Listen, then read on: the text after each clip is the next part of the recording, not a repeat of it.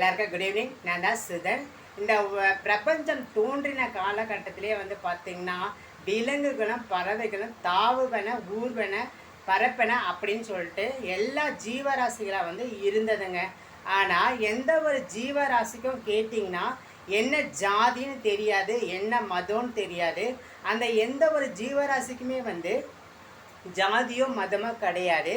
ஆனால் மனிதன் வந்து இந்த உலகத்தில் சிருஷ்டிக்க போது மட்டும் கடவுள் வந்து அவங்கக்கிட்ட ஒப்பந்தம் பண்ண மாதிரி நீ வந்து என்ன ஜாதி, நீ வந்து என்ன மதம், அதை வந்து நீ வந்து நிலநாட்டணும், அதை வந்து கடைப்பிடிக்கணும், அதை வந்து நீ அங்கீகரிக்கணும், ஆதரிக்கணும் அப்படின்னு சொல்லிச்சு போல். சொல்லிவிட்டு கடவுள் வந்து படைச்சாரு போல்.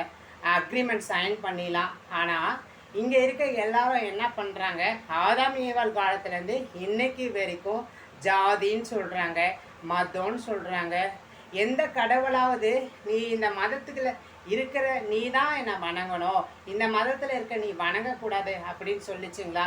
இல்லை எந்த ஜாதியாவது நீ உயர்ந்த ஜாதி, நீ தாழ்ந்த ஜாதி அப்படின்னு சொல்லிச்சுங்களா?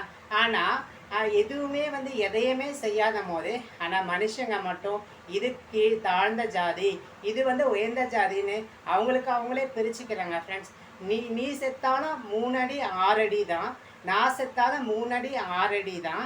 உனக்கும் உயிர் போச்சுன்னா பெணம்தான், எனக்கும் உயிர் போச்சுன்னா பெணம்தான். உனக்குள்ளே ஓடுறதும் ரத்தம் தான், எனக்குள்ளே ஓடுறதும் ரத்தம் தான். இதில் எங்கெங்கே ஜாதி வந்தது, இதில் எங்கெங்கே மதம் வந்தது? ஆனால் இன்றைக்கி கூட பார்த்தீங்கன்னா நான் வீடியோஸில் பார்க்குறப்ப நீங்கள் ஜாதி பார்க்காத பழகாதவங்களாக இருந்தால் எனக்கு ஒரு கமெண்ட் பண்ணுங்கள். நீங்கள் ஜாதி பார்த்து பழகாதவங்களாக இருந்தால் நீங்கள் ஒரு லைக் பண்ணுங்கள் அப்படின்னு சொல்லிட்டு இன்றைக்குமே இருக்குது. அந்த வீடியோஸில் நான் பார்த்துருக்கேன். அது என்னங்க இது, என்னங்க ஜாதி, என்னங்க மதம்? ஜாதி மதத்துக்கெலாம் கடந்தது தாங்க வந்து மனிதர்களும் இயற்கையும் கடவுளும். அதை புரிஞ்சுக்கோங்க. ஜாதியெல்லாம் வந்து ஒன்றுமே இல்லை. நீங்கள் செத்தா தூக்கிட்டு போகிறதுக்கு 4 ஆள் வேணுமே தவிர 4 ஜாதி வேணாங்க. பிடிச்சிருந்தா லைக் பண்ணுங்கள், கமெண்ட் பண்ணுங்கள், ஷேர் பண்ணுங்கள். Love you all. Take care.